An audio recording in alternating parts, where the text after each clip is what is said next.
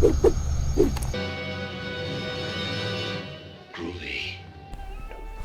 Welcome back to the Mumbling Gamer. Today we are going to be talking about the Evil Dead game. Evil Dead is a franchise what has been going on since the early 80s, and with a trilogy, a TV show, a reboot in 2013 and new films incoming this year. The originals and the TV show follows Ash Williams, a normal guy who has a job. The film franchise has been going through a slight reboot of late within 2013 with a kind of reimagining of the first film, what was meant to be a horror film, with Ash played by Bruce Campbell.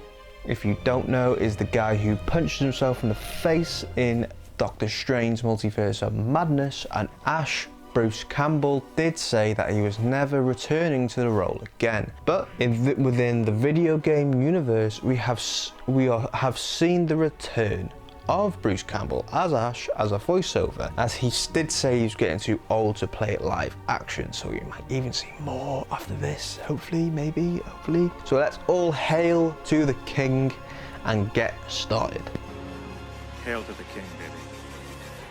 I've dedicated many hours to this game, and I can say it's not good or bad. It's a game with guns and some demons, but it's all gonna be groovy. Through the game you can pick out of two sides, either the badass demons or Ash.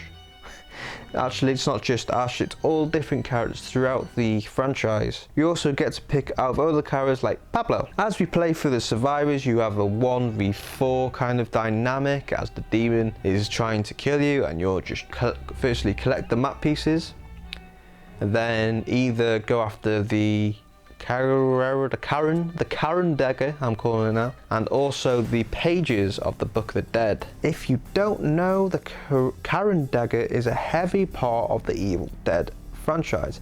It's a slightly disappointing that they didn't use the Karen dagger, the Kadara dagger, I think it's actually called, in the game. It's just kind of a plot point to make you go forward, rather than it could have been used as maybe even a weapon. The pages of the book, that's understandable. The dagger could have been a lot more meat to its bones in the game. It could have been that you collected the pages in two different areas, and the dagger was for the other characters who don't have a chainsaw, because the chainsaw weapon is only for Ash. So it would have opened up the game a lot more if they could have had their own special weapon. There is other special weapons in the game, but you kind of just want to play with a chainsaw. I keep on doing that. It's chainsaw. It could have added a whole different dynamic to playing as other characters. It is fun to play other characters, don't get me wrong, but could add more. Through playing as much as the survivor as possible, it's not the easiest to work alongside other people you don't know. It's kind of like Evil Dead 1 and 2. You go into with good intentions and then everyone just dies. After playing it for a while, I figured that I am not a big fan of playing a survivor. I'm more of a demon guy. I am completely and utterly evil. I live to be bad. However, the detail they have put into playing as a survivor will please players out there who like being the chicken rather than the chicken eater. But playing as the demon is where you find the most fun in this Evil Dead game. At the early stages, it does feel like it's a lot harder to play as the demon, this being due to the beginning. You're a really weak demon. Obviously, goal here would be to level up. You don't know where the players are until after they collect the pages and go for the two next objectives. As they have to defend that area for some amount of time, you know where they're defending. And if you're anything like me, you'll end up spending most of your time trying to find the survivors rather than attack them. The way you level up as a demon is through fear, so terrifying the survivors is the only way forward. Surprising the survivors as quick as possible really gives the demon the upper hand, as this unlocks the summoning of the different units you can use to attack them. At the start, you can't really do anything except really just kind of set traps. I have saw a strong demon get the upper hand very quickly firsthand. He was summoning bosses and killed everyone in an instant. It was like that part in Sausage Party where all the food is dying and you're just in the middle of it. That's bad. When I think of that scene, I think of Sausage Party and not the original scene from Save It Private Ryan. Anyway, while playing as the demon, you play as the classic first-person shaky cam, what is called the Shaky POV cam for all you filming nerds out there. What was made iconic, I think, by this film, but don't quote me on that.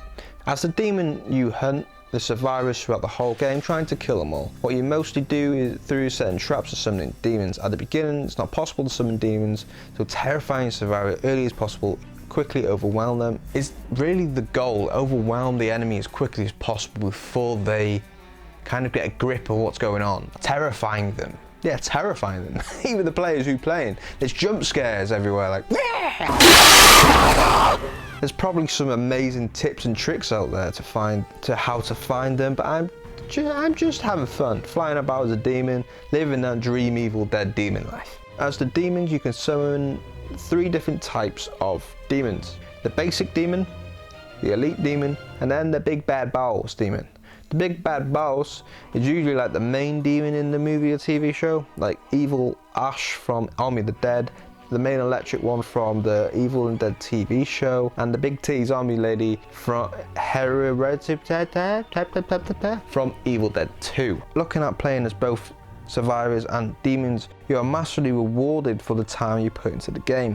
And like some games where you have to pay to win, this one is actually playing to win, as you're able to improve over time by leveling up the either demon or survivor that is your kind of main. The game looks to have a massive skill tree, make you really stronger, so it's possible that they might be overpowered at some point. If you know if someone maybe starts this game in a couple of months' time, the people at the start will be way ahead, so it might have to be figured out at some point. It's really hard to know while playing it if the demon or survivor are just really good or over leveled to high heavens. What could be bad at the beginning, but the longer the game is out and the thinner the pack players become, it'll really point out the Deadites from the Kings. Sadly, there's one massive disappointment of this game, is the story missions. There's nothing to them. What makes Evil Dead so good is the visual effects, what you see, and through this you kind of just walk to one point to another point, fight some demons, walk from one point to another point, fight some demons, and then you get to a certain point, you get like a still of the story from the film or TV show, and that's it. Such a good game, it's surprising that they didn't put much effort into this part.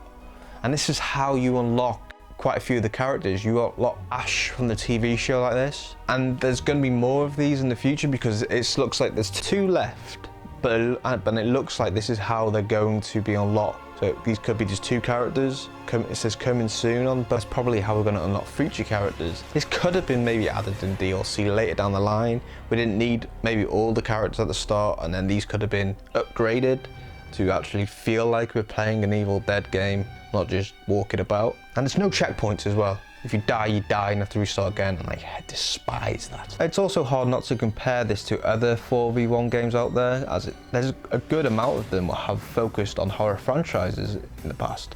One of them being Dead by Daylight, that is a very similar but horror icon in Dead by Daylight really does try and kill you, and you can't really do anything against it. All you can do is escape. And then we have Friday the 13th, a great game that really paid homage to the franchise and did introduce some elements what we see in the Evil Dead game. This is with it actually being possible for you to beat Jason, not just run away from him. Obviously it was a lot more complex in that, but the closest to it I would say would be the Predator game, where you're 4 soldiers fighting the Predator, but it did feel like when playing that the Predator was underpowered. So I think they did fix this by putting you as kind of a spirit running about, rather than one piece, just the Predator tracking 4 players.